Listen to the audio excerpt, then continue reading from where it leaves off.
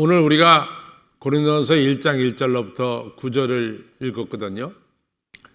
이 사도 바울이 고린도에 1년 반, 그러니까 사도 바울이 제일 오래 머문 것이 이제 에베소가 되었고, 에베소는 한 3년 머물렀어요. 그 다음에 두 번째로 오래 머문 것이 바로 고린도 1년 반을 머물렀습니다.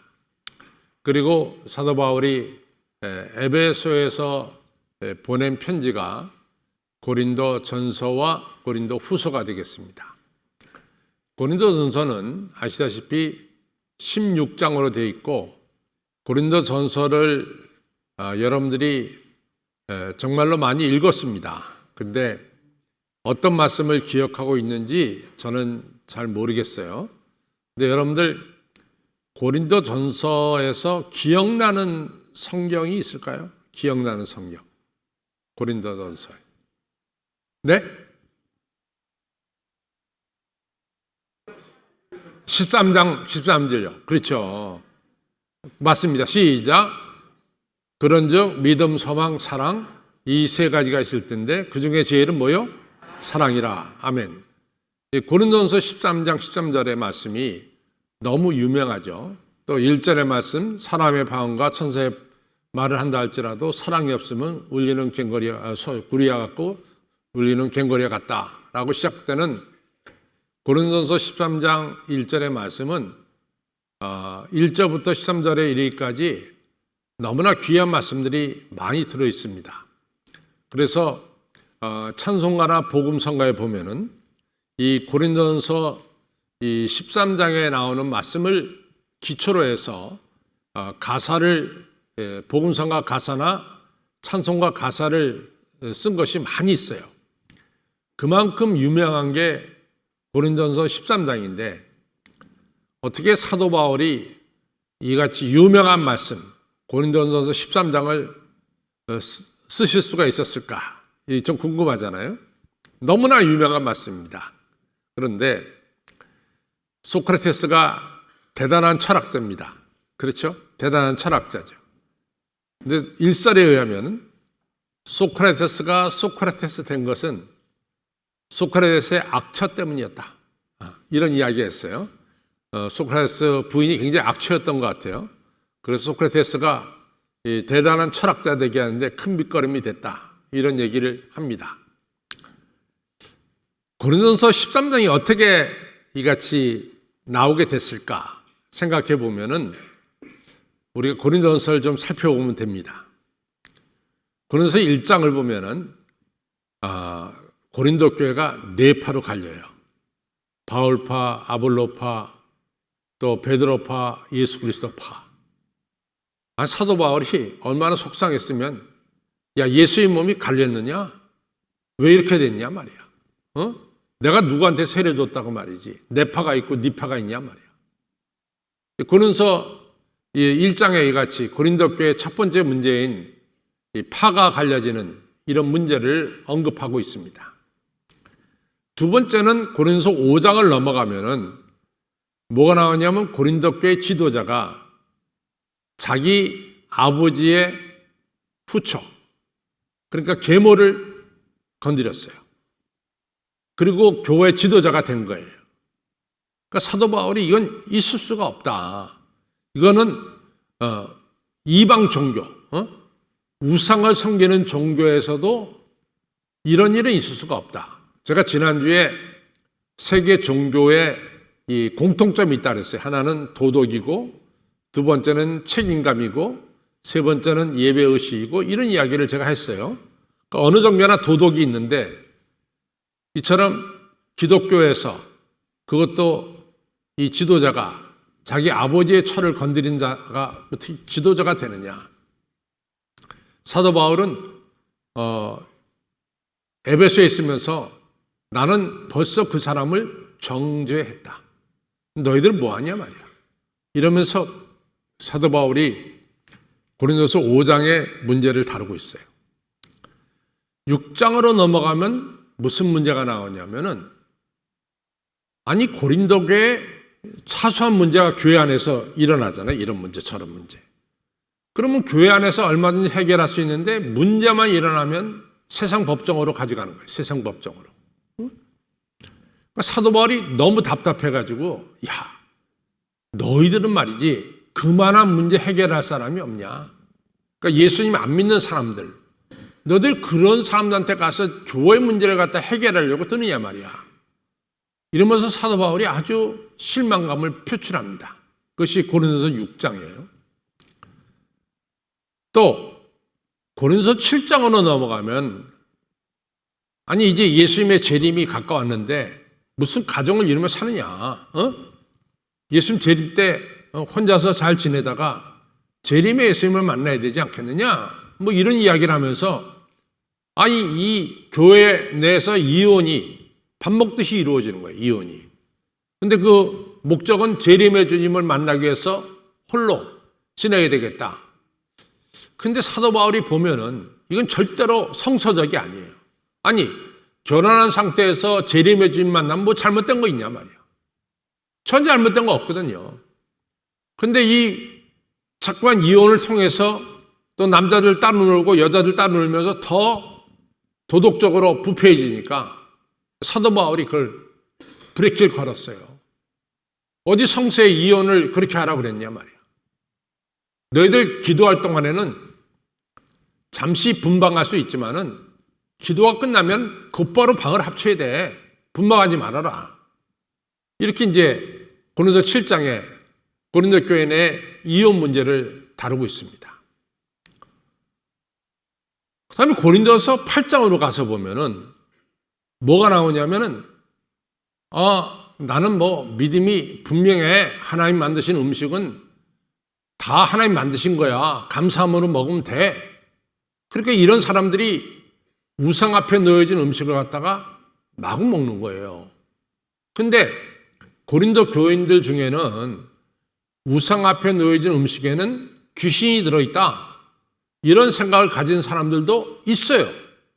그래서 우상 앞에 놓여진 음식을 안 먹습니다. 근데 그 사람들 앞에서 그냥 마구잡이로 먹어대니까 우상의 앞에 놓여진 음식에는 뭔가 꺼림직한 것이 있다 생각하고 안 먹는 사람들에게 막 상처를 주는 거예요. 상처를. 그러니까 사도 바울이 야, 소위 너희들 잘 믿는다고 하는데 왜 남의 믿음을 갖다가 생각지 않고 상처를 주느냐. 나는 만약에 내가 먹는 음식이 믿음이 없는 사람들에게 약한 사람, 믿음이 약한 사람들에게 뭔가 걸림돌이 된다면 난 평생 그 음식 안 먹는다. 좀 남을 좀 배려하는 좀 마음을 가져야 되지 않냐 말이야. 이러면서 고린도서 8장에서 그 문제를 다루고 있습니다. 이 고린도 교회가 가지고 있는 문제점이에요. 그렇죠? 첫째는 갈라지는 문제, 두 번째는 음행의 문제, 세 번째는 세상 법정에 가는 문제, 그리고 이혼의 문제.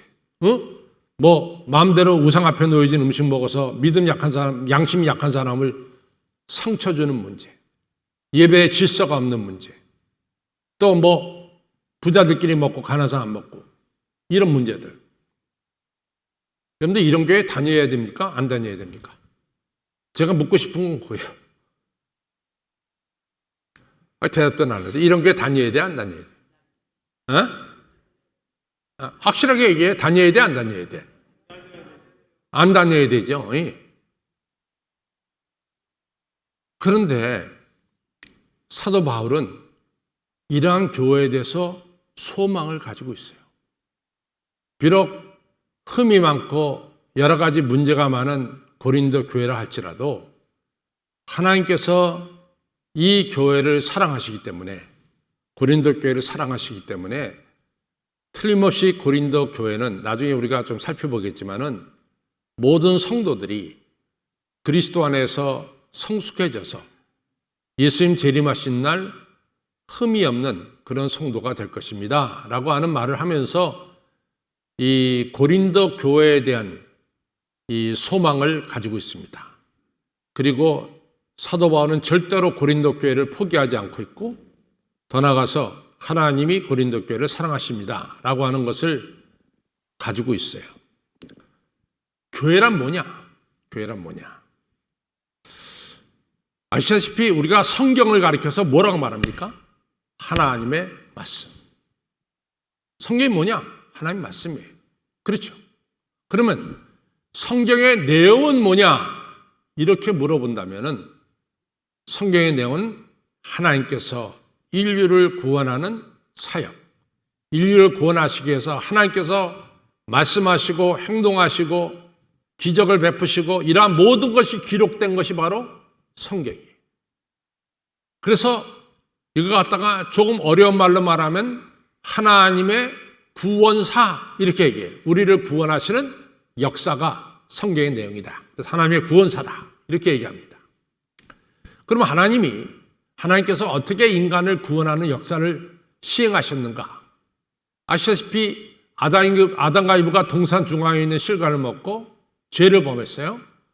그리고 찾아온 게 하나님과의 단절이고 그 다음에 저들에게 죽음이란 게 찾아왔어요. 에덴은 쫓겨나고.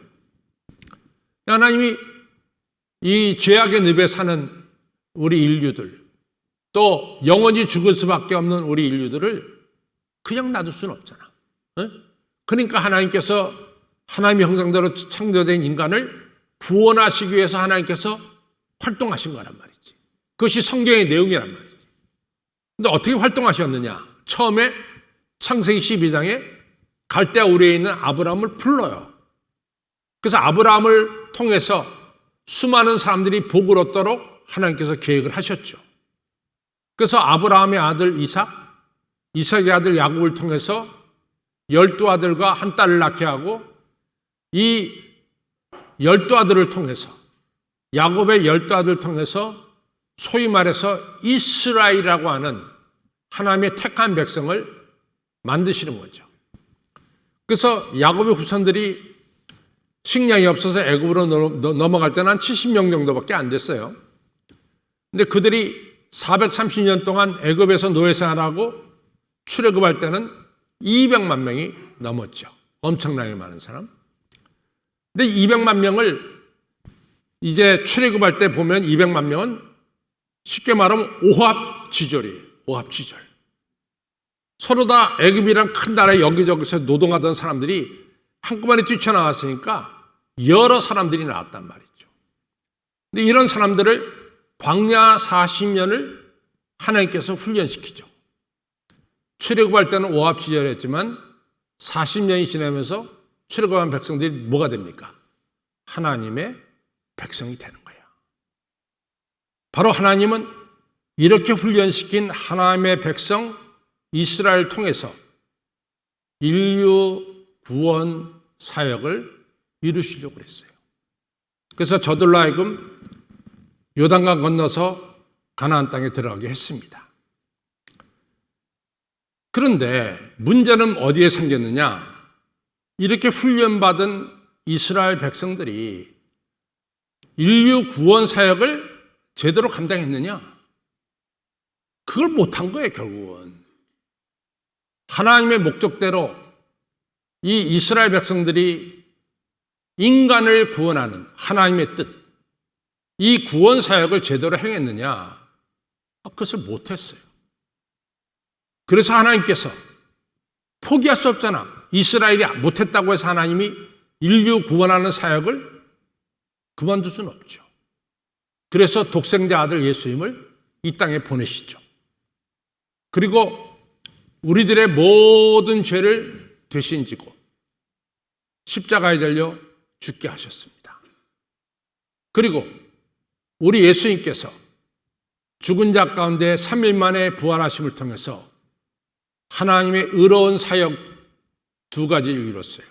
하나는 인류의 죄가 사해지는 사역과 인류가 구원받아 영생을 누리는 사역을 예수 그리스도를 통해서 이루게 하셨습니다. 그리고 하나님께서는 누구든지 이러한 예수 그리스도의 십자가의 죽음과 부활을 믿는 자는 하나님의 자녀가 되는 하나님의 백성이 되는 권리를 주셨어요. 여러분과 저가 어떻게 하나님 백성이 됐느냐? 딱 하나야. 우리는 예수님이 나를 위해서 죽으시고 예수님이 나를 위해서 부활하심을 믿음을 통해서 뭐가 됐어요? 하나님의 자녀, 하나님의 백성이 되었다 그 말이에요. 바로 이 귀한 일을 행할 수 있도록 예수 그리스도의 십자가와 부활을 기초로 해서 세워진 것이 바로 뭐냐? 그것이 바로 교회입니다. 교회. 과거에는 하나님은 이스라엘 백성을 통해서 인류 구원의 사역을 행하셨지만 이제는 우리 하나님은 어디를 통해서? 바로 교회를 통해서 여러분과 저가 지금 앉아있는 이 교회를 통해서 인류를 구원하는 이 구원의 사역을 행하시고 있습니다. 그렇기 때문에 하나님은 이 교회를 사랑하시는 거예요. 왜? 하나님의 구원 사역을 이룰 것이 바로 교회이기 때문에 그렇습니다.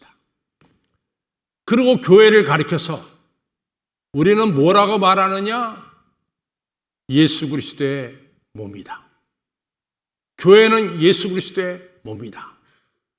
우리가 교회에 들어오는 순간 우리는 누구와 교제를 갖느냐? 예수 그리스도와 교제를 갖는 것이 바로 교회 생활입니다. 두 번째, 교회 사역은 뭐냐? 교회 사역은. 오늘 여러분과 제가 교회를 다녀요. 교회를 통해서 여러분과 제가 어떤 일이 이루어지느냐? 오늘 우리가 읽은 1장 8절에서 예수 그리스도의 재림 때 교회 성도인 여러분과 저가 흠없는 자, 온전한 자로 주 앞에 서게 해주신다는 거예요.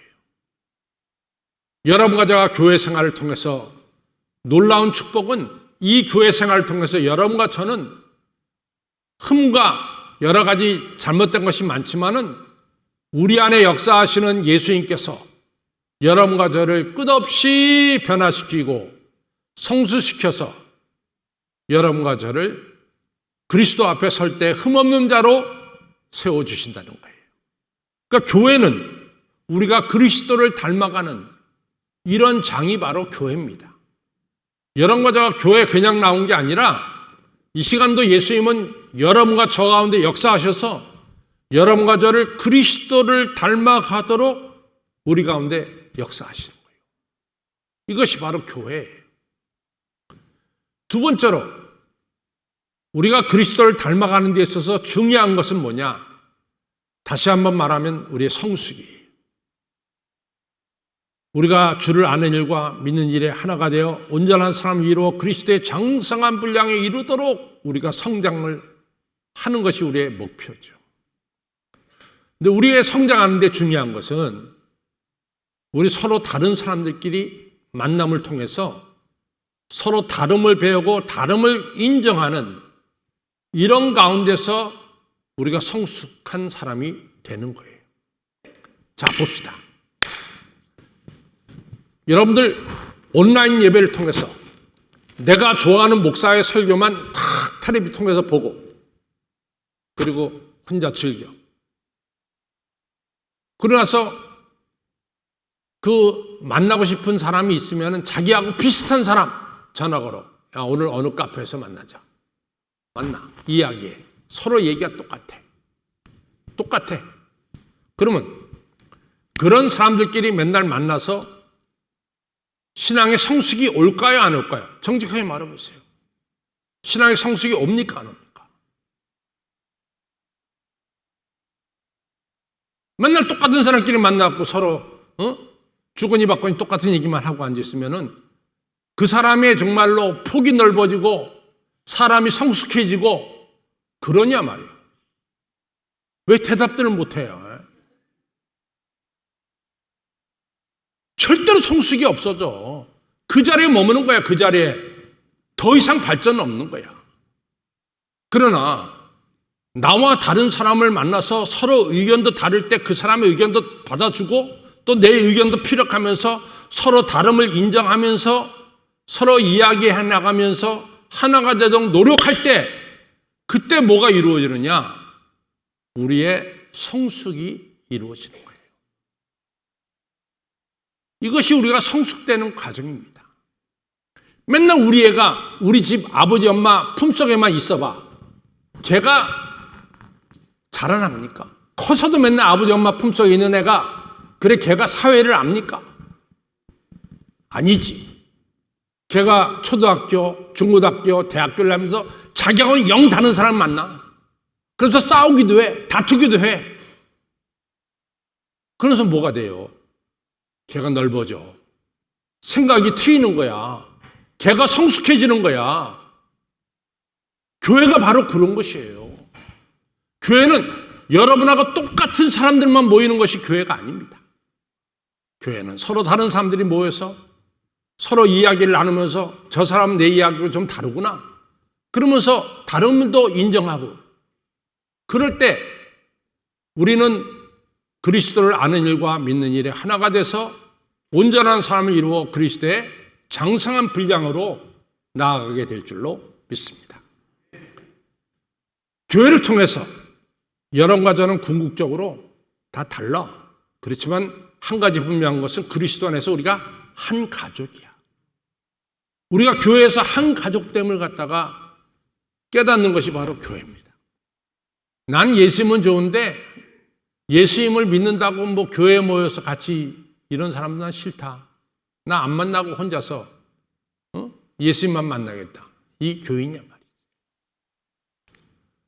여러분, 교회는요 서로 다른 사람들끼리 만나서 예수 그리스도 안에서 한 가족이 되는 거예요. 교회는 우리가 한 가족입니다. 이것이 서로 다른 사람들끼리 만나서 신앙생활하면서 한 가족이 되는 거예요. 그것이 교회 사역이에요.